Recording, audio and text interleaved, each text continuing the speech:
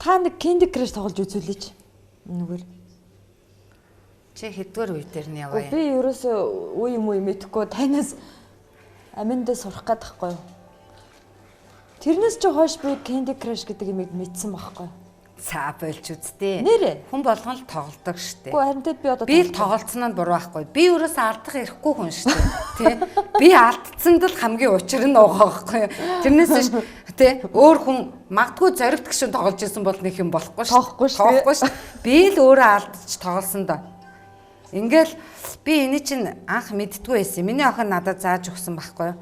Зарим үедээ бас тоглоход зүгээр штэ. Тархи амраа. Тоглоно штэ тий. Энэ яадаг ингэж өнгөнгөөр нэвлүүлээд байд юм уу?